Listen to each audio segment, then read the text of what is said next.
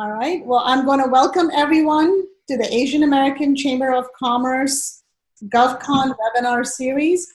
Our topic today is, can contractors request contract modifications to accommodate teleworking? But we're not going to limit ourselves to just that.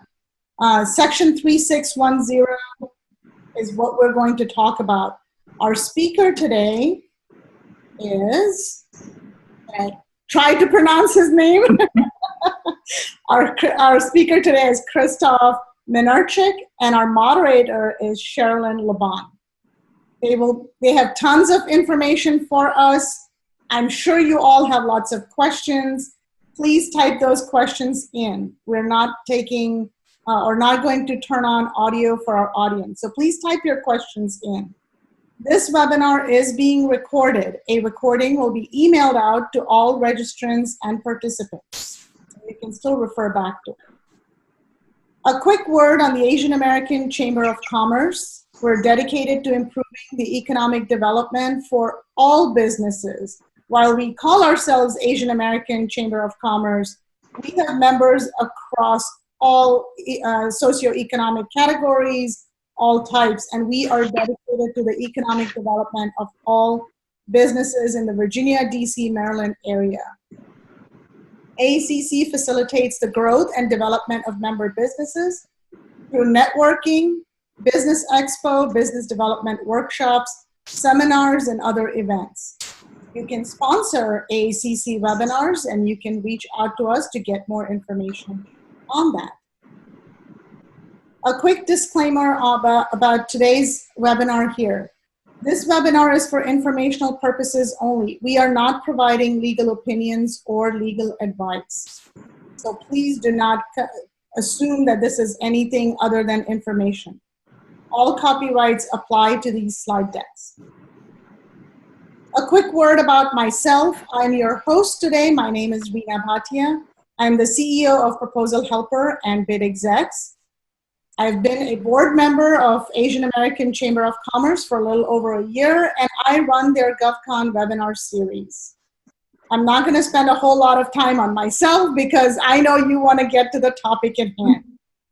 So I'm going to introduce our moderator today, Sherilyn Laban. She's a partner at Dunlap, Bennett, and Ludwig Law Practices. She covers pretty much all practice areas: business, government, contracting, nonprofits. And I'm sure if you reach out to her for something that's not in her practice area, she'll find you a resource. She spent 20 years in the Washington, D.C. area and abroad. She has served on various positions with the Small Business Administration, Department of Veterans Affairs, and has been an advisor to members of Congress and presidential candidates. Sherilyn, your bio can go on forever. So I'm going to turn it over to you, say a few words about yourself, and then introduce our speaker, please. Thank you very much, Reena, and thank you to the Asian American Chamber of Commerce for hosting us. And this is just really a timely topic, so I hope that our guest today will get a lot out of it. As Reena said, I'm a partner at Dunlap, Bennett, and Ludwig. I focus on business, government contracting, and nonprofits. We're going to talk today with our guest, Christoph Minarchik, who has years of experience in government contracting.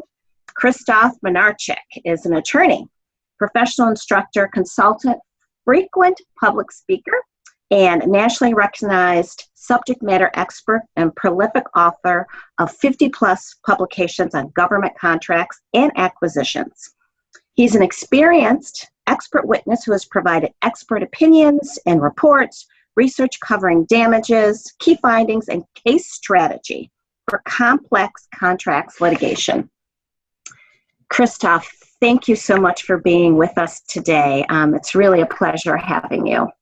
Thank you so much for having me. Thank you. And thank you to the Asian American Chamber of Commerce for hosting us. Thanks to you and thanks to Reena. So let's get started because this is, there's so much going on right now. Let's start right off, Christoph, with the topic of Section 3610 of the CARES Act.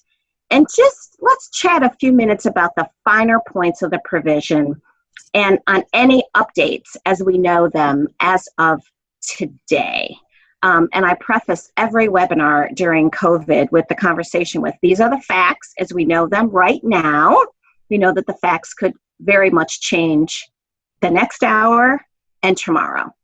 So let's talk a little bit about Section 3610, Christoph, and the finer points of the provision. Sure. Okay. So what is this section? Well, let's take a step back. We're in the midst of a pandemic, COVID-19, the coronavirus. So Congress passed a law called the CARES Act, and we've all heard of the CARES Act. Well, Sherilyn and I, we've both been in the government contracting space for a while. And I used to be a contracting officer, a federal employee who does the evaluations and the negotiations. And for all the things I've done in my career, I've had to track legislation, just as Sherilyn and I both have been doing. And we both agree, we've never seen something that's so powerful that was designed specifically for federal contractors. So that's the space I focus on. My business helps out, consults for federal contractors and subcontractors. Now, the CARES Act has a specific section, and it's Section 3610, and it's, again, a specific relief for the federal contracting industry. The big idea here is we don't want a lot of people getting laid off and fired in the federal government contracts industry. So what Section 3610 does, it allows the government contracting officers to give you, the contractor, a modification to your contract so that you get more money and you can use that money to pay your employees and your subcontractors when they are not able to work or telework. So good example, there's a disruption due to COVID-19. You provide professional services for, say, the Department of Energy. Your employees cannot go on site for a couple of months because the government work site is just shut down, and your employees are not equipped for telework because they do classified work, let's say. Well, Section 3610 is just for you. It's a specific kind of bailout provision. And again, the idea is the government is going to pay your company so that you can pay your employees and your subcontractors while they are idle, while they are not working, if they cannot work and they cannot telework. And just, again, let's put it in historical perspective. We haven't seen something like this for almost any of the other problems that we've faced over the years. Sherilyn and I were both surprised, but you need to know about this Section 3610, and you need to know some of the basic facts and some of the limitations around it, and we can continue the conversation. But I think that's a good overview. It's going to let you get paid for your employees that cannot work or telework. Thank you for that, that explanation, Christoph. So let's go a little bit more into CARES and specifically into the PPP loan, which we know probably many people on this webinar have received a PPP loan, and you have clients as well as DBL has clients that have received a loan.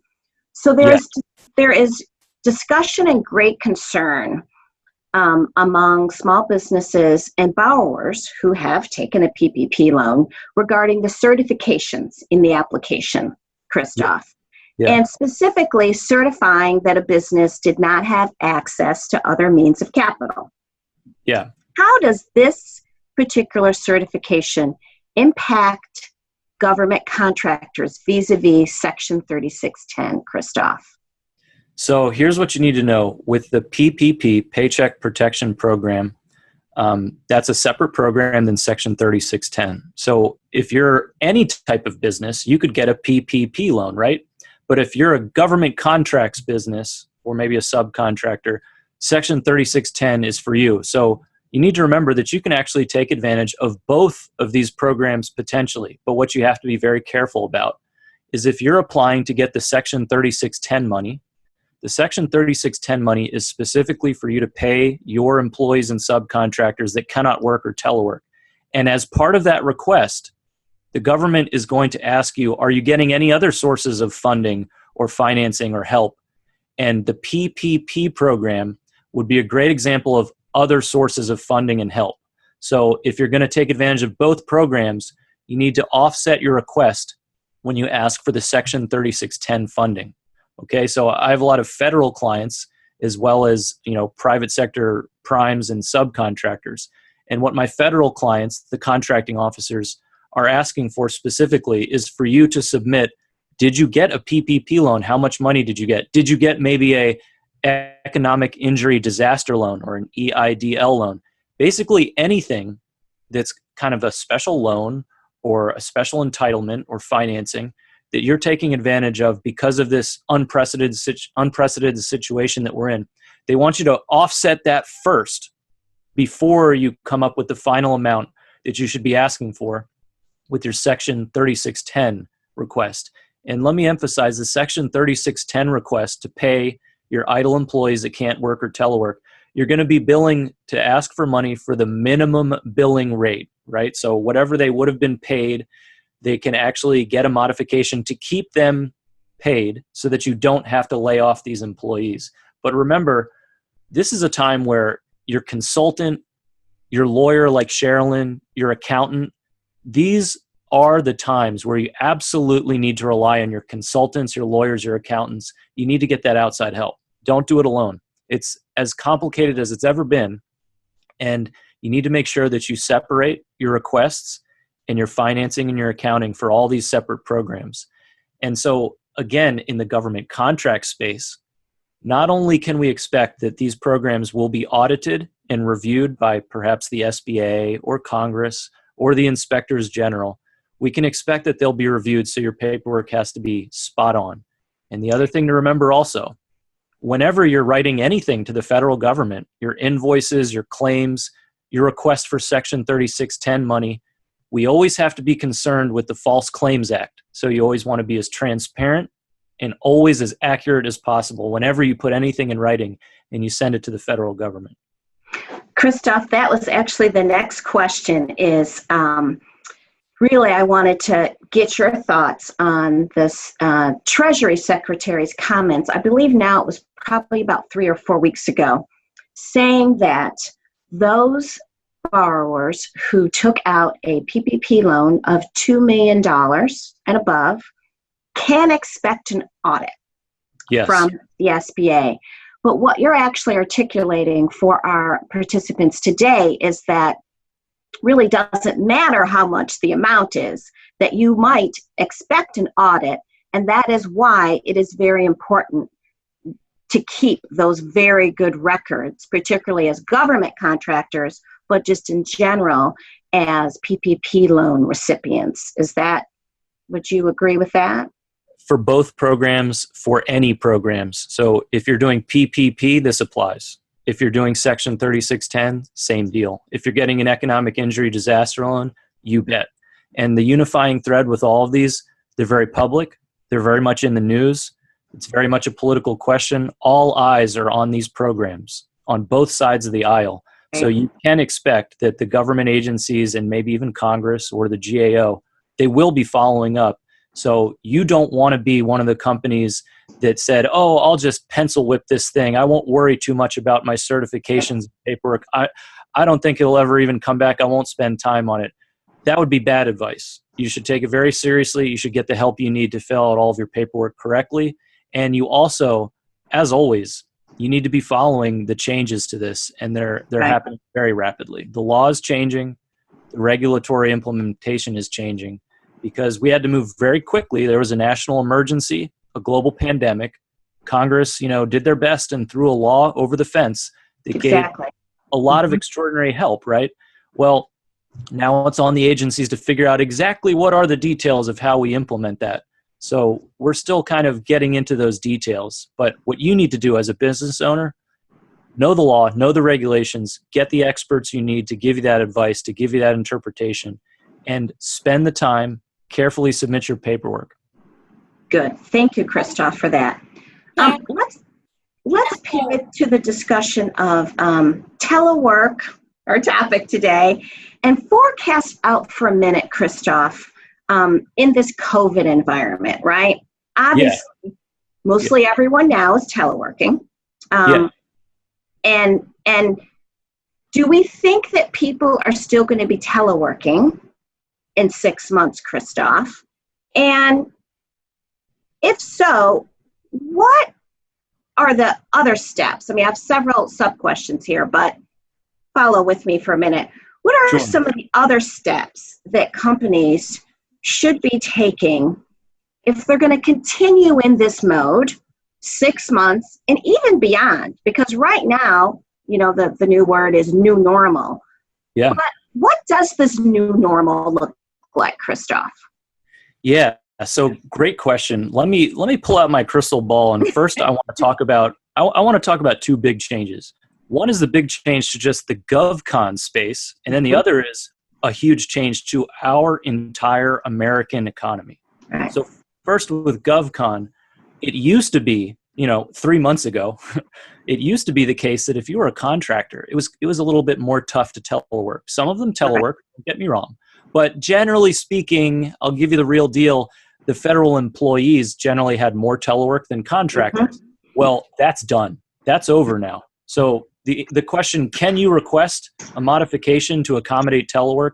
Absolutely you can. Now's the time to do it. You probably already have. And now contractors, I would say, are just about at parity, just about equal, where they're just saying the federal government, if you're an employee, if you're a contractor, if you can at all telework whatsoever, we encourage you to telework, and they will accommodate those requests. You're probably already doing it. And that's unprecedented. Didn't used to be that. But now let's shift to the whole economy, any business owner at all, almost any economy, almost any industry line, they're moving towards telework. And we've never seen this before. We've seen before the pandemic, many articles said that telework is important.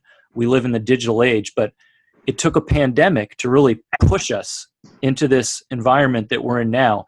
So here's my advice to you. Here's my crystal ball. Sherilyn asked, is this going to be around in 6 months? Are we still going to be teleworking? I think, yes. I think I think we will have unprecedented high levels of telework. People will start going back to work, but I think many people will continue to do an elevated level of telework because let's think about this. It's been about 2-3 months. Well, we've proven the case, haven't we? We now have the data. We know who can telework and we know who needs a little bit more help with teleworking, but all the supervisors have the data. We see the productivity numbers. It can be done with certain limitations.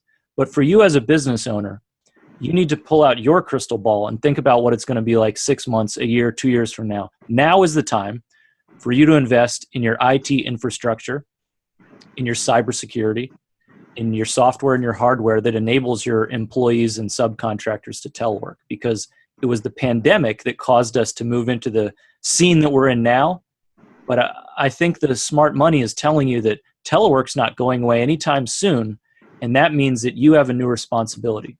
You have to ensure that your network communications for your teleworkers is safe. That means you have to be worried about cybersecurity. It means you're probably going to have a little bit more overhead costs because you're going to have to issue laptops to people that may not have had laptops. But then maybe you're going to be saving in turn on other overhead costs like commercial real estate. So, Krista, there's a couple other issues maybe that I think business owners, supervisors have to think about. So previously, before COVID, when your employees were all on federal sites, right, contracting, they may not have had access to social media sites or other type of sites during the day. Now, your employees are working from home, most likely using their laptops, their employer-issued laptops, but they also may be using their private laptops. Do you think, and accessing other sites during the day, what type of precautions do you think business owners should take in this type of scenario? So great follow-up question. The first question was about what's actually changing. What do I need to invest in with hardware and software, right? The physical equipment. Well, now Sherilyn's asking about what I would call training, right? We have to be able to train our employees, and we have to have policy. We have to have corporate policies. So just the same as you need to invest in new equipment, new network security, you also need to take the time and invest in training and updating your corporate handbook and your employee handbook, because Sherilyn's making a great point about the fact that there's a big blending between the personal equipment, the personal time, the social media with your work equipment and your work time. So you're going to need to address that now more than ever. And especially for those of you that deal with sensitive, trade secret, or maybe classified work, things like that that need to be kept secret and segregated from other types of information, you really need to make sure that you don't do what's called spillover. You don't want to have somebody who's not trained and didn't even know that it was wrong. You don't want them to use their personal laptop to be downloading your company trade secrets or some kind of government protected information, right? So that's a particular risk that we need to be concerned about. And then as far as training your employees, now's the time to do it, and updating that corporate policy, updating that employee handbook. Because let's look at two different companies, okay? One company just said, yeah, we'll send out an email. We'll tell people that they need to do the following, but we don't need to update the handbook. And then the other company, well, they hire Sherilyn and they hire Christoph as a consultant and a lawyer to help them update their handbook, change their corporate strategy. They had formal training that was documented with everybody signing a piece of paper saying they were there. And they had the explicit proof that they did what they were supposed to do. So those two companies both have a cybersecurity breach. It's not their fault, but there was a breach. They're both federal contractors. Which one do you think is going to be in a better position when the ensuing investigation happens? This is part of your corporate responsibility, right? You have to take steps to mitigate what might happen. And those of you that are responsible, that update everything, that do the training, that really do make a change to your policy and the employee handbooks, that shows you're doing your due diligence. And I think that's going to be critical. Right. Thank you, Christoph. Let's go back to modifications for a minute. As we know, modifications can make or break your contract and your bottom line. What, Christoph, do you think would be some tips for small businesses and government contractors navigating the modification process during COVID? Sure. So I'll give you general advice that applies in COVID. It applies today, tomorrow, and 5 years from now. The modifications are critical, and the way you ask for them is going to affect whether you get your modification granted or not and how long it takes. So this is an important topic. It's a topic that I devoted quite a few chapters in my book, Government Contracts in Plain English, to this very topic, because I used to be a contracting officer that would deal with these modifications. Here's what you need to know. When you want to submit a request for a modification to your contract, you need to get more money.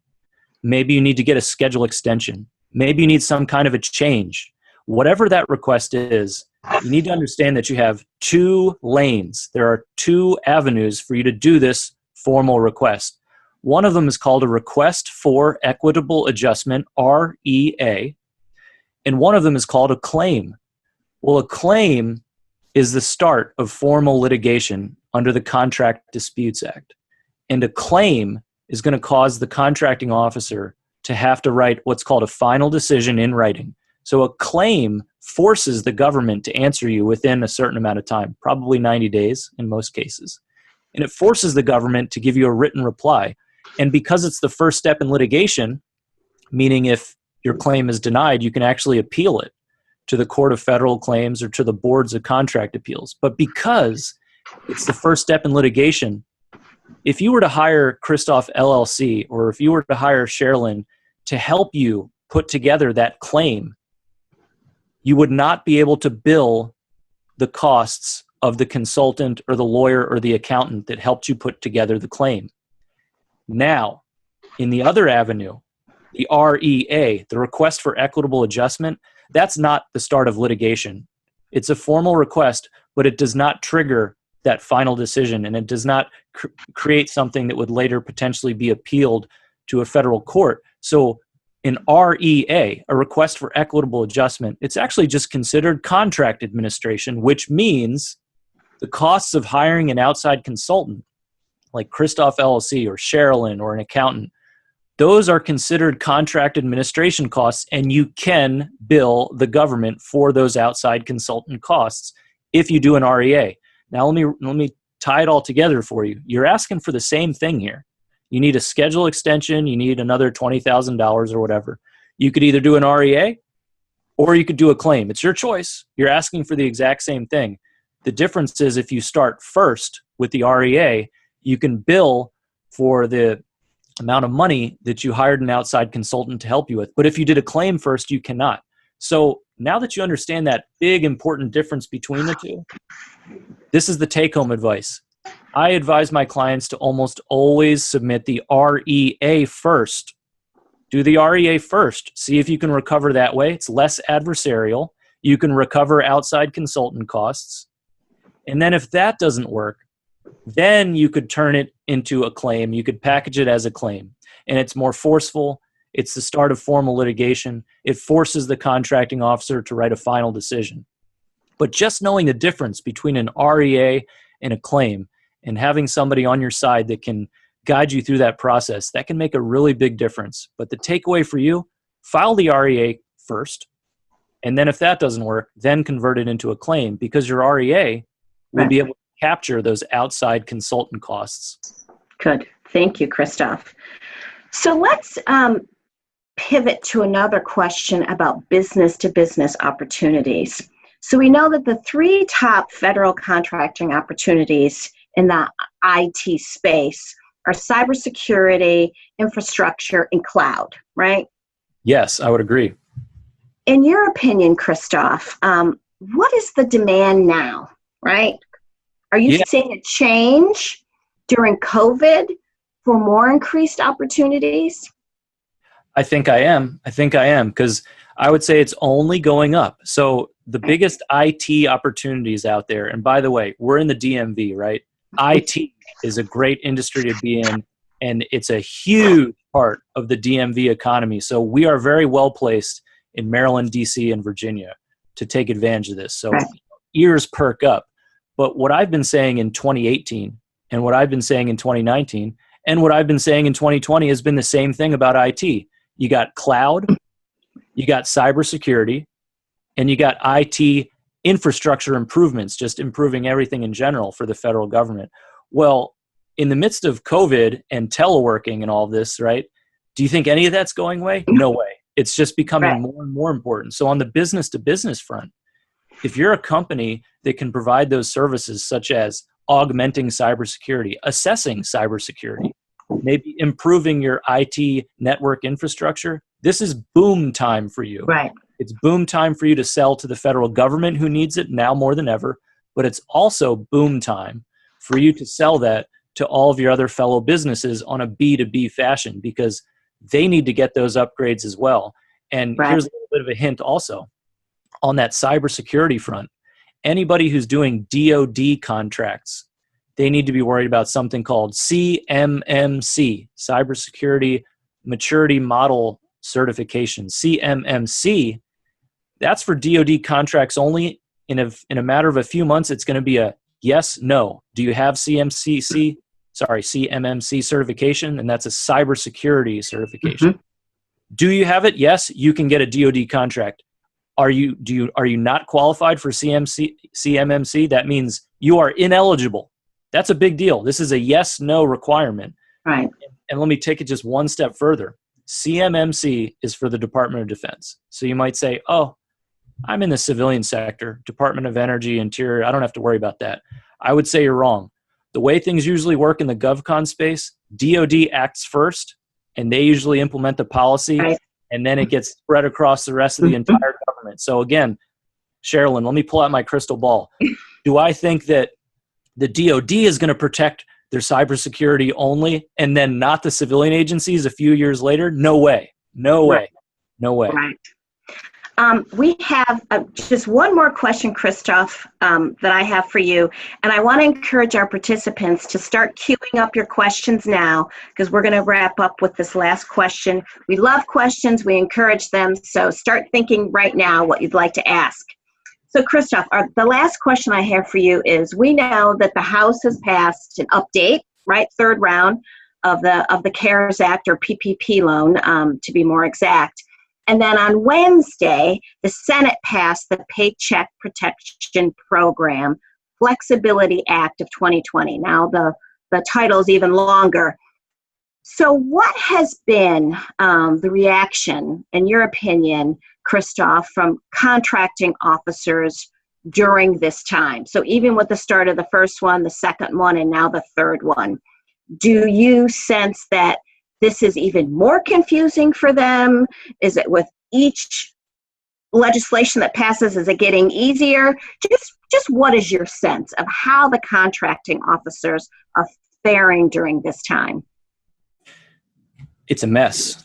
My assessment is that the contracting officers are confused, and they're rightfully so confused, because I wrote an article about this topic. It's, when does this law take effect in government contracts? It's on my website, christophllc.com. You can download it for free. And the point is, when the law changes, we in the GovCon space, we can't necessarily take advantage of that because we have to wait for the Federal Acquisition Regulation, FAR, clause to change. So the new FAR clause can be in our contract because we're only really affected by our contract.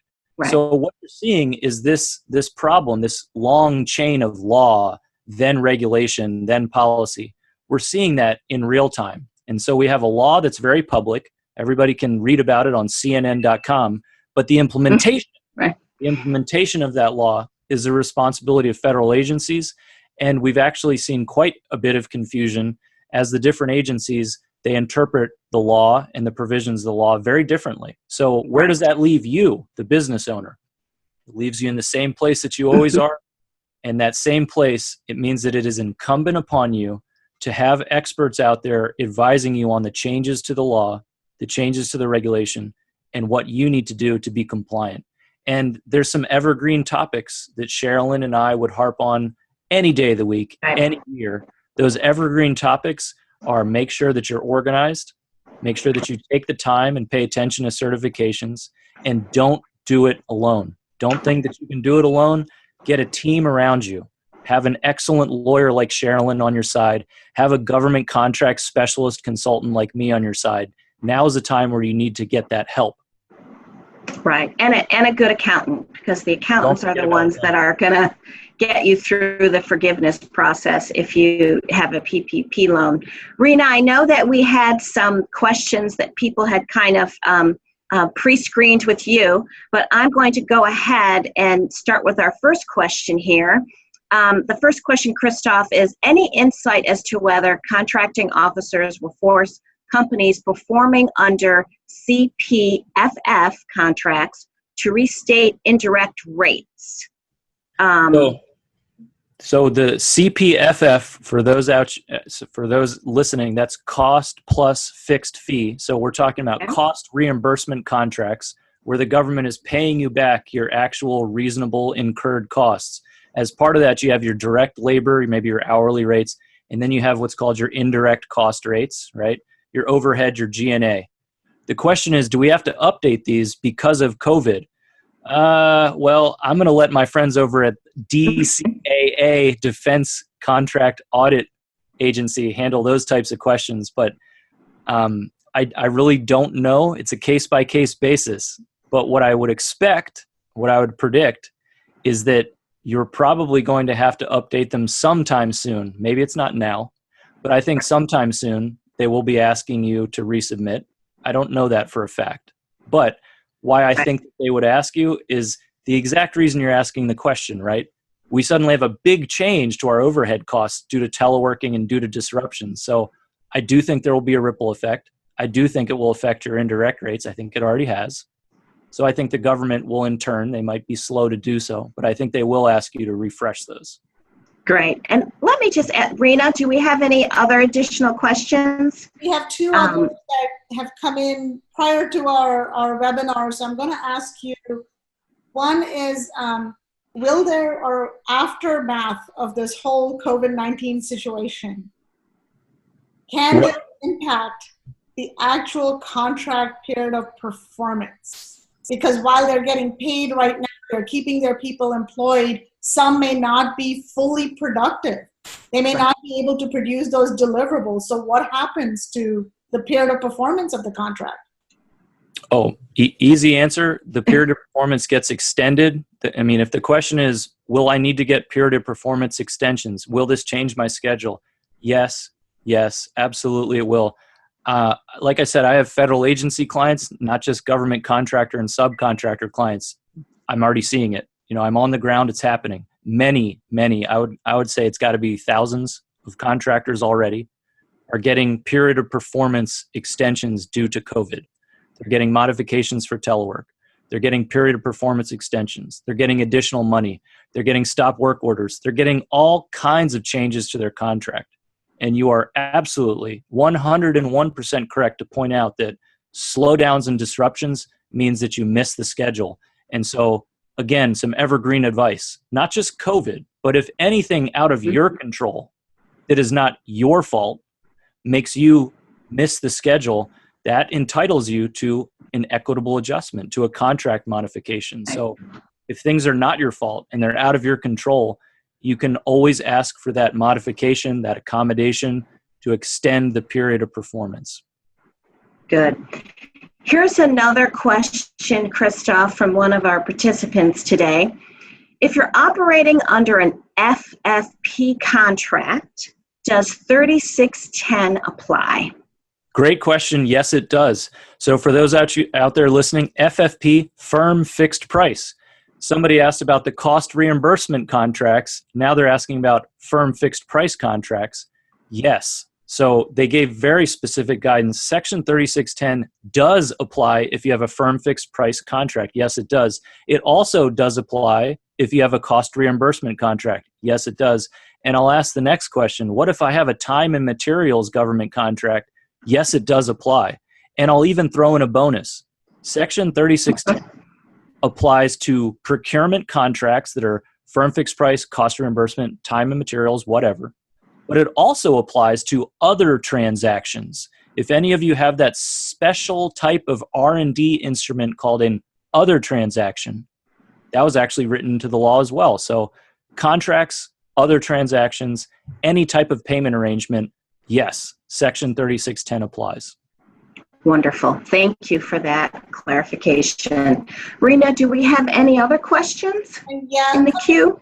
Yeah, there are a couple others. I think there's some duplication here. I'm sorry, I'm getting our emails from folks who are registered, so I'm trying to filter through these. Right. A curious question you mentioned during your conversation about this as well. PPP and Section 3610 are two separate things. PPP is a loan. Section 3610 is not a loan. Can you just clarify that a little bit more? Yes. So PPP, Paycheck Protection Program, is a loan, and it's a loan that some of it, if not all of it, might be forgiven. So it's a loan that might turn into free money or a grant or whatever you'd like to call it, okay? The Section 3610 is not a loan.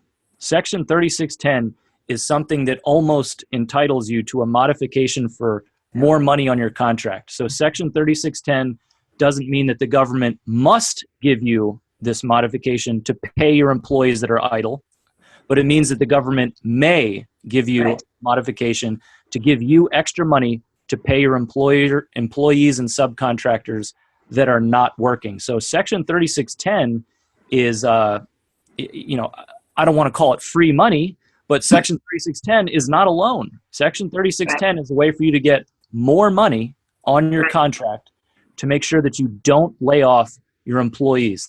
That's the whole intent. The idea is government contracting is so important that we don't want to have a lot of layoffs. So Section 3610 lets you keep employees and subcontractors on your payroll until the end of this fiscal year. That's September 30th. It lets you keep them on the payroll, and then the government will modify the contract to pay you more money to pay those employees. And the reason we bring that up for our person who answered the question, the reason we bring them up together in the same context is because the PPP loan is all about keeping your employees employed, and because in that PPP loan application, they have a very specific question that asks whether the borrower has access to other capital, other means of paying their employees. So if you are a government contractor, you need to make sure that you reveal that information, right? And that's why Section 3610 really does apply to you, and that you need to weigh all of these options and make sure you disclose that information on your form. So I'm going to make a quick comment on that. as when we provide business intelligence and proposal services, one of the things we do is research previous contract award dollars. So for all contractors, keep in mind that this particular period, the amounts are going to be ballooned. So don't base your future work. Make sure you understand that the contract values are going to be skewed during this fiscal year. Very important for business intelligence and your future bidding research that you're going to be doing. Right. We have another question. We have another question here, Rena, in our in the Q&A. A little long, so let me just read through it and see if I can summarize here for Christoph. Any advice on FAR 31.201-5 as it relates to PPP and the intersect with FFP contracts? So I'll tell you what, I'll give you a clever answer to that, and that is I have memorized almost all of the FAR in my head except for whatever you just cited.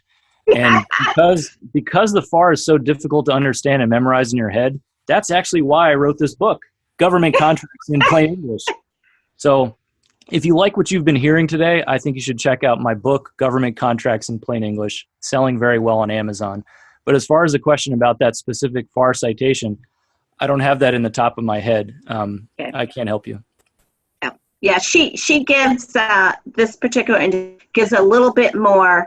It's a long question, but it's she says, as we currently understand it, the credit concerns only relates to CAS covered FFP contract and any other cost reimbursable elements of a TNM or CPFF. Oh boy, this is the alphabet here of government contracting, or FFP with CRODC, but FAR 31.201-5 in the PPP should not impact any fixed labor rate or FFP contract, CLIN, but the guidance is vague.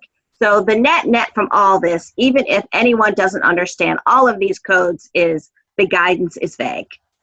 Well, the guidance is vague. I'm not sure what that question is, but what I would say is Section 3610 does apply to a FFP contract. The contracting officer can create a new CLIN, a new contract line item number, CLIN, and they're supposed to create a special new CLIN that's the Section 3610 reimbursement. And they do that in the same way if they have a TNM contract or if they have a cost reimbursement contract.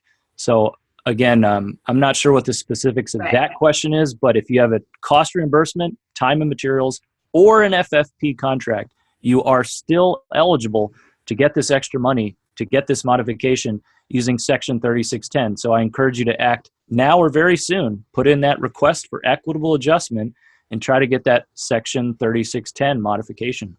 If it applies. And remember, you only get Section 3610 if you have employees or subs that cannot work or telework. So if you're in that situation, you need to check it out. Right. Well, Christoph, thank you. I think, Rena, that was probably all that we had coming in. Well, and we have a couple other questions, but I want to be respectful of the time. We are 15 minutes over. Christoph, okay. Very gracious with your time. Sherilyn, thank you for your time as well. And to all our participants, I'm including Sherilyn's information. We have shared Christoph's information with you earlier. Please feel free to reach out to them for any help and questions that you have. And Christoph is absolutely right. Please don't try to do this alone. You'll make your life absolutely difficult by doing it.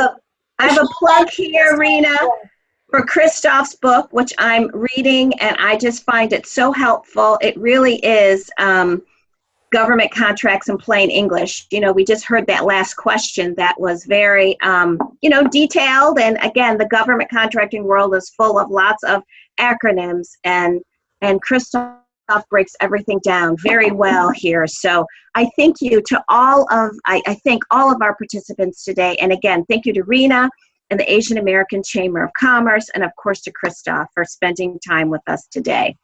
Well, Well, thank you both, and thank you so much. If anybody wants to contact me, it's Christoph at christophllc.com. You can find me very easily, and I really do appreciate the opportunity, Sherilyn and Rena, and the Asian American Chamber of Commerce.